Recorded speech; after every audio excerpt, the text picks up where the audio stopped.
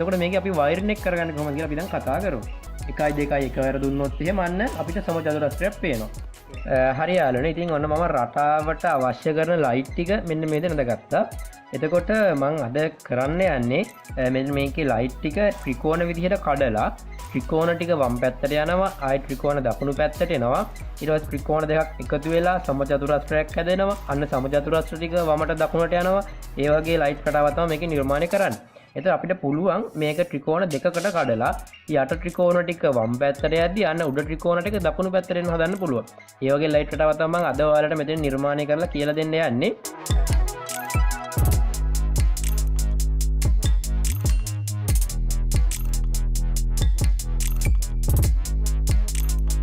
හරි.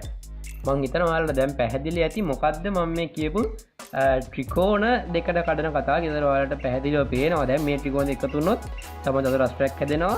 වෙන්ගෙන්ම ගියොත් ත්‍රිකෝණ දෙක හැදෙනවා. හරි මම මේ විදිහට මේ පැත්තත් ඇඳගන්නවා. ඔන්න මම ත්‍රිකෝණ එන්න ඕන විදිහ. ඒ කියන්නේ මම ඉස්සෙල්ලා කිව්වා වගේ මේ අර ත්‍රිකෝණ ලයිට් රටාව වෙන්න මේ විදිහට තමයි නිර්මාණය වෙන්නේ. එතකොට මේක අපි වයරින් එක කරගන්න කොහොමද කියලා අපි දැන් කතා කරමු. මෙහෙම ගත්තා. මේක මම ගන්නවා පළවෙනි ත්‍රිකෝණේ. අංක 1 කියලා මම මේක නම් කරගන්නවා.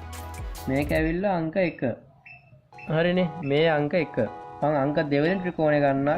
මෙන්න මේ ත්‍රිකෝණය. මේක අංක 2. මේක අංක 3. අංක 4. ඉතින් ඔය විදිහට ත්‍රිකෝණ තව ඉස්සරහට තියෙන්න ඕනේ. ඒ කියන්නේ මේක 2 3 4. ඉතින් ඔන්න ඔය වගේ ත්‍රිකෝණ තව ඉස්සරහට තියෙනවා. ඔයාලා මං කියන එක තේරෙන්නේ නැති කියලා මම හිතනවා. හරි ඔන්න ඔය විදිහට අපි ත්‍රිකෝණ ටික නම් කරගන්න. ඒ කියන්නේ 1 2 3 4 ඊළඟට මෙතන ත්‍රිකෝණේ 5 6 7 8 වගේ ත්‍රිකෝණ ටික අපි නම් කරගන්න. අන්න ඒකේ වයරින් එක අපි කරගමු. මේ සෙට් එකේම නියුට්‍රල් එක එකක් කරනවා, පේස් එක එකක් කරනවා. එතකොට මේකේ කරන්ට් එක දුන්නාම අන්න මේ ත්‍රිකෝණේ පත්තු වෙනවා. හරිනේ. මේකට අපි කරන්ට් එක දුන්නාම මේ ත්‍රිකෝණේ. ඊට පස්සේ දෙවෙනි කරන්ට් එක දුන්නොත් දෙවෙනි ත්‍රිකෝණේ. 1 2 1 වර දුන්නොත් එහෙම අන්න අපිට සමචතුරස්‍රයක් පේනවා. ඒ විදිහට තමයි මේකේ වයරින් එක කරගන්නේ. හරි. මේකේ වයරින් එක අපි එහෙනම් ඉස්සෙල්ලාම කරගමු. මම මේකේ නියුට්‍රල් එක පළවෙනි ත්‍රිකෝණ නියුට්‍රල් එක අන්න හදාගන්නවා.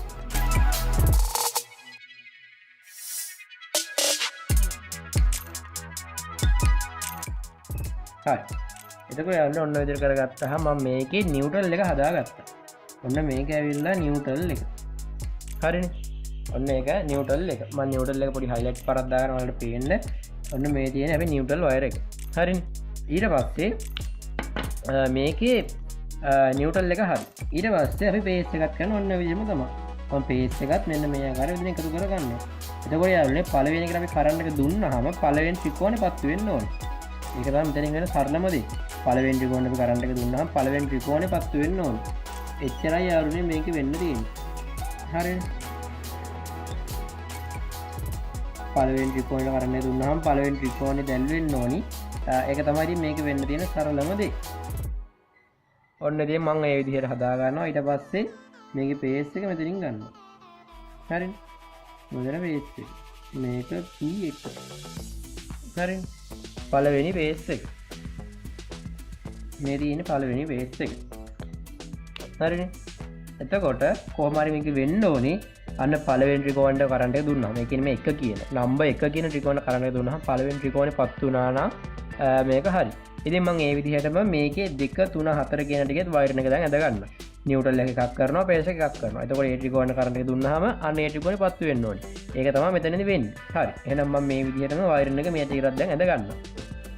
ඔන්න හරි යාළුවෝ. ඉතින් මම ඔයාලට වැඩේ තවත් පැහැදිලි වෙන්න මේකේ පේස් එක. එතකොට මෙතන ගත්තාම මේ පේස් වයර් එක ඔන්න මම කොළ පාටින් හයිලයිට් කරලා දෙනවා. ඔයාලට තවත් මේක පැහැදිලි වෙන්න පැහැදිලිව පේන්න ඕන හින්දා.